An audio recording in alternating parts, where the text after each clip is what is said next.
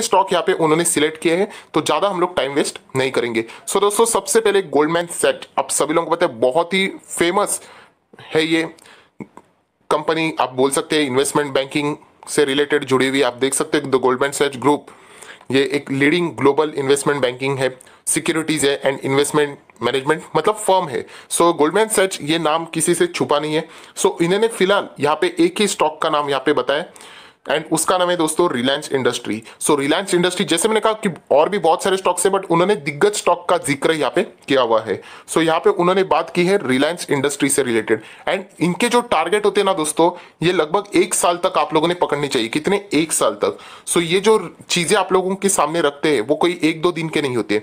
सो रिलायंस का टारगेट उन्होंने फिलहाल यहाँ पे रखा हुआ है 2300 का। यस दोस्तों 2300 का, फिलहाल ये 2100 के आसपास चल रहा है एंड 2300 का टारगेट यहाँ पे मैंने नहीं बताया, गोल्डमैन सैच ने यहाँ पे बता दिया है। सो ये था रिलायंस इंडस्ट्री से रिलेटेड जो एक अपडेट आप लोगों को होना चाहिए ब्रोकर से रिलेटेड, वो मैंने आप लोगों को यहाँ पे बता दिया है।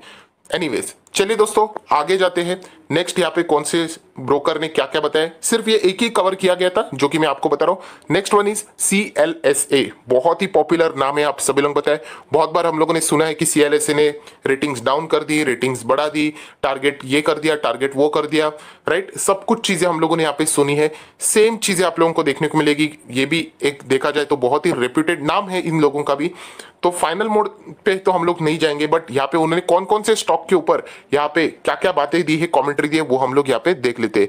नेक्स्ट वन इज FMCG का king Hindustan Unilever and CLSA ने कहा है कि HUL को आप लोग बाय करके चल सकते हैं। टारगेट बहुत ऊपर है दोस्तों, 2600 का टारगेट यहाँ पे रखा गया है। अभी जैसे मैंने कहा कि स्टॉक अभी देखने को मिल रहा है 2200 से भी नीचे, सडनली आप लोग एकदम ही बोलते हैं ना एग्रेसिव मोड में आए गए, अरे चलो 2600 मतलब जबरदस्त। दोस्तों ऐसी बात नहीं है, आप लोगों ने रिसर्च करनी चाहिए। हालांकि सभी लोगों को पता है HUL एक बहुत ही जबरदस्त कंपनी है, कितनी भी गिरावट हो जाए एक्यूमुलेट करने वाली कंपनी है, बाय एंड डिप्स लगाने वाली कंपनी है एंड लॉन्ग टर्म वाली कंपनी है। शॉर्ट टर्म में कुछ भी नहीं होता है, लॉन्ग टर्म में सभी लोगों को पता है ये जबरदस्त एंड डेट फ्री कंपनी है।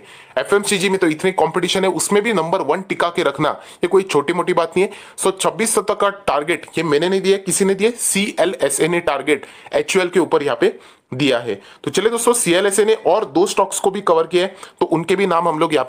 सो दोस्तों हम लोग थे CLSA के ऊपर, तो CLSA ने तो HUL का टारगेट 2600 दिया एंड उन्होंने वेदांता का भी टारगेट दिया है, फिलहाल 104 पे चल रहा है एंड उन्होंने कहा कि वेदांता का टारगेट है लगभग 118 तक। ये स्टॉक यहाँ पे कुछ आने वाले समय में आप लोगों को ये ऊपर जाते हुए देखने को मिल सकता है। सो 118 तक यहाँ पे जो बातें हैं वो CLSA ने यहाँ पे की हुई है। वेदांता में आप सभी लोगों को पता है डीलिस्टिंग फेल हो जाने के बाद बहुत कुछ चीजें हम लोग को देखने को मिला एंड अभी भी मैंने आप लोगों को बताया कि डीलिस्टिंग जिसको एंजॉय करना है, सीखना है खुद से, 1-2 शेयर देख के रख लेना, क्योंकि मुझे लगता है कि प्रमोटर्स यहाँ पे वापस आएंगे, डीलिस्टिंग से रिलेटेड कुछ ना कुछ वापस प्रपोजल जरूर होगा एंड इस वक्त के जो रिटेल इन्वेस्टर है उनको डरने की जरूरत ही नहीं है, मैं ऑलरेडी बता चुका हूं। क्यों? क्योंकि आपके साथ LIC खड़ा है जिन्होंने सीधा बोल दिया 300 से नीचे हम लोग बेचेंगे ही नहीं। मतलब समझ लेना कि डीलिस्टिंग अगर करनी है तो LIC को मनाना पड़ेगा, क्योंकि जैसे मैंने आप लोगों को बताया था कि वो 4 कुर्सी के कैसे होते, 4 पैर होते हैं एंड उसमें से LIC अगर एक पैर निकल गया तो पूरी कुर्सी गिर जाएगी एंड वही हो गया। मैंने आपको बताया था कि डीलिस्टिंग में यही देखने को मिलेगा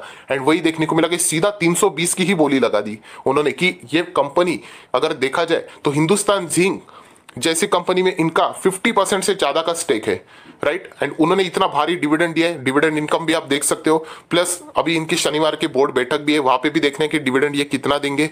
तो ये सारी चीजें अगर हम लोग यहाँ पे देखें तो वेदांता देखा जाए तो डी लिस्टिंग में यहाँ पे प्रॉफिट ही होने वाला है। बट इसका अर्थ ये है क्या क्या 10,000 डाले 20,000 डाले, बिल्कुल नहीं। सीखने के लिए आप चाहो तो 1-2 स्टॉक लेके रख सकते हो, आपको बहुत कुछ सीखने को मिलेगा। जितना मैं बोल रहा हूँ ना उससे ज्यादा एक्सपीरियंस आप लोगों को यहाँ पे मिल जाएगा। बट इसका अर्थ ये नहीं कि हर किसी डी लिस्टिंग कंपनी में एंटर करना, क्योंकि वेदांता एक प्रॉफिटेबिलिटी वाली कंपनी है जो कि डी लिस्ट होने जा रही है। तो चलिए कोई बात नहीं, हम लोग वो किसी और वीडियो में बात करेंगे। CLSA ने 118 तक का टारगेट वेदांता का यहाँ पे दिया हुआ है। सो दोस्तों नेक्स्ट स्टॉक के ऊपर यहाँ पे आ जाते हैं एंड यहाँ पे CLSA ने जो तीसरा स्टॉक बताया है उसका नाम है ब्रिटानिया इंडस्ट्री। सो दोस्तों CLSA ने कहा है कि ब्रिटानिया इंडस्ट्री आप लोगों को 4000 तक जाते हुए देखने को मिल सकता है। हालांकि हम लोग को 2 ट्रेडिंग सेशन में लगातार नीचे देखने को मिला है।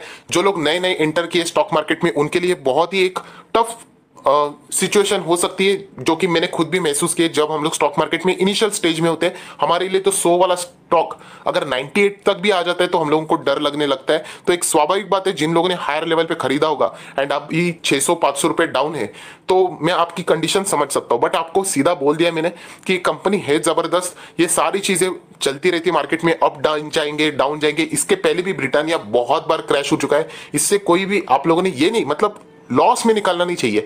हाँ, अगर आप चाहते हो अपनी स्टडी के हिसाब से कि मुझे प्रॉफिट मिल गया, मैं खुश हूं उसमें, तो आप चाहो तो एग्जिट कर सकते हो, वो आपका खुद का डिसीजन होना चाहिए।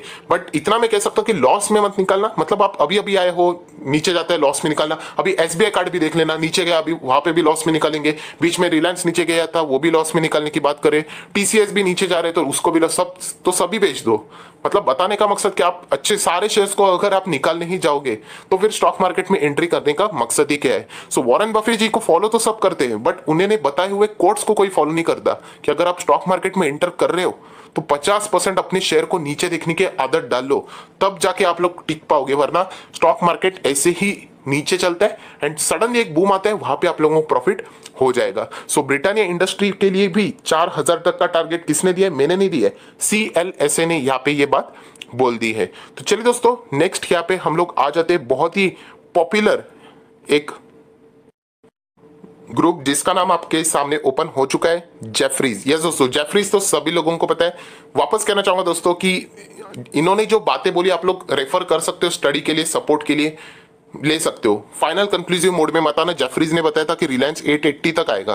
क्या वो आया? बिल्कुल। मतलब 880 का भी जब नॉर्मल था तभी, उसके बाद वो सीधा गया 1000, 1200, 1300, 1400, 1500, 1600। हाँ, वो 880 के आसपास हम लोगों को बीच में 800 के आसपास इसीलिए देखने को मिला क्योंकि कोविड के वजह से। सो ये कहना चाहूंगा कि इनकी बात डायरेक्टली फॉलो मत करना, बट आप चाहो तो सपोर्ट यहाँ पे ले सकते हो। सो जेफरीज की बात के ऊपर हम लोग जाएंगे कि जेफरीज ने भी यहाँ पे 2 स्टॉक्स को कवर किया है। बट उससे पहले जरूर कहना चाहूंगा, अगर आपने वीडियो को यहाँ पे लाइक नहीं किया तो जरूर लाइक करना।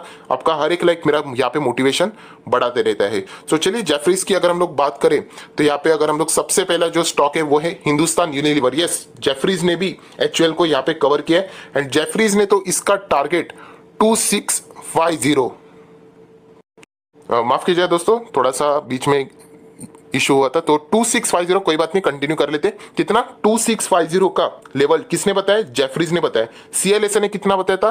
2600। सर, दो लोग बोल रहे, मतलब अभी तो बड़ा अमाउंट डालूंगा ही। वापस कहना चाहूंगा, गलत ट्रैक पे जा रहे हो आप। अगर किसी स्टॉक को पसंद करते हो, अगर आपको स्टडी करने के बाद आपको लगता है कि यस मैं इसको बाय करके चल सकता हूं, एंड जब ये लोग बोलते हैं कि यस ये लेवल पे जाता है, तो आप लोग कह सकते हो कि चलो 1% मैं जो बोल रहा हूं उसको भी ये लोग सपोर्ट कर रहे हैं।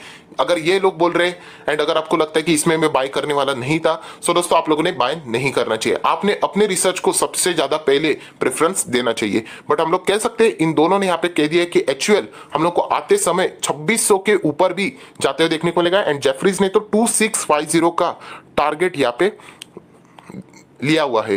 ये मैं खुद की बात नहीं बता रहा हूं, आप चाहो तो गूगल के ऊपर भी सारे यहाँ पे टारगेट्स चेक कर सकते हो। सो HUL है ही जबरदस्त स्टॉक, बट यहाँ पे टाइम लगेगा, ये भी आप लोगों को मैं जरूर बताना चाहूंगा। ये कोई 2 दिन के टारगेट नहीं है, ये सालों साल के चलने वाले टारगेट है। कजारिया सीमेंट्स। यस दोस्तों, अगर हम लोग यहाँ पे बात करें,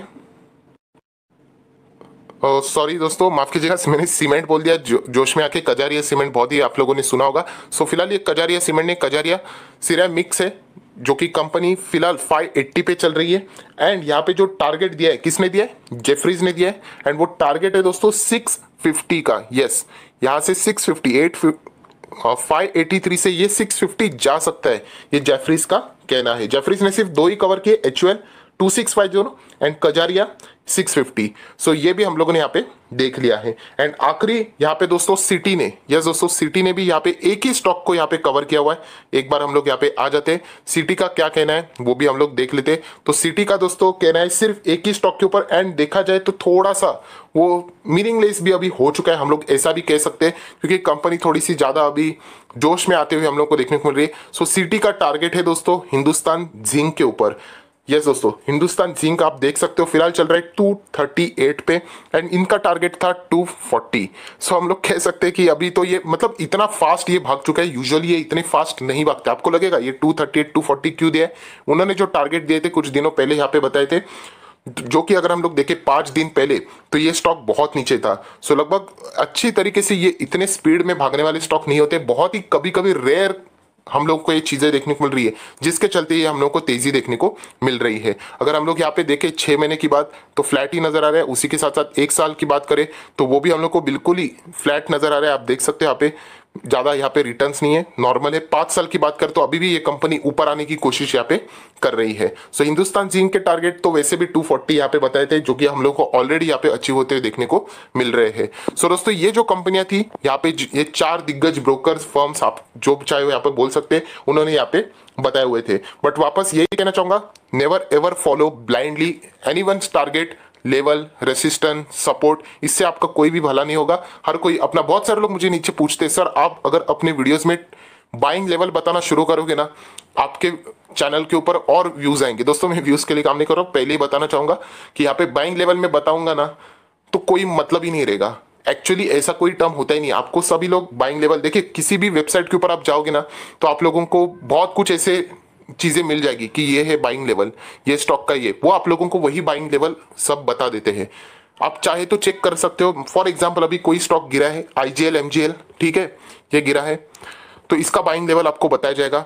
एक काम कीजिएगा, जो आपको बाइंग लेवल बता रहे उसका प्रीवियस वीडियो जाके देख लेना, कभी तो आईजीएल एमजीएल गिरा होगा तो आपको समझ में आएगा कि उससे ऊपर के बाइंग लेवल आप लोगों को दिखाए थे। ये चीजें चलती रहती है, तो अननेसेसरीली किसी को बाइंग लेवल पूछना मत, किसी को खुद को ही पता नहीं होता है, वो आप लोगों को ऐसे ही उड़ते उड़ते जवाब यहाँ पे दे देते हैं। सो अगर आपको खुद को अगर कोई बाइंग लेवल ढूंढना ही है तो एकदम मतलब कह सकते हैं, चलो टेक्निकल के हिसाब से तो आरएसआई आप सभी लोगों को पता है, आरएसआई को सभी लोग फॉलो ही करते हैं, बहुत सारे लोग। सो जब भी वो हमेशा 20 के करीब आ जाता है तो यूजुअली बहुत सारे लोग तभी बाय करते हैं। तो एक चाहे तो वो एक बाइंग लेवल आप लोग रख सकते हो, बट हमेशा वो 20 के और आता नहीं है, बहुत ही रेयर, कभी कभी सालों साल लग जाते हैं, तो वो भी एक बात है, राइट। या फिर हम कह सकते हैं जो मैकडी रहता है, मैकडी मतलब एमएसीडी भी बोलते हैं हम लोग, मैकडी बोलते हैं, तो वहां पे अगर कभी बुलिश क्रॉसओवर हम लोग को देखने को मिलता है एंड प्लस आरएसए भी अगर कभी मैच हो जाता है तो वो भी एक कॉम्बिनेशन अच्छा यहाँ पे माना जाता है। बट ये टेक्निकल टर्म्स है, न्यूज आते ही ये सारे टर्म्स भी फूस हो जाते हैं। सो इसीलिए मैं यूजुअली टेक्निकल्स के ऊपर फोकस नहीं करता हूँ। अगर आप फंडामेंटली कोई भी शेयर अगर आपको अच्छा लगता है तो डेफिनेटली वो ऊपर जाने वाला ही रहता है। सो आई आशा करता हूँ ये वीडियो आपको हेल्पफुल रहा होगा, तो लाइक करना बिल्कुल मत भूलना, शेयर करना भी बिल्कुल मत भूलना। So that's it, thank you very much दोस्तों, we will be meeting our next video, तब तक के लिए बाय बाय।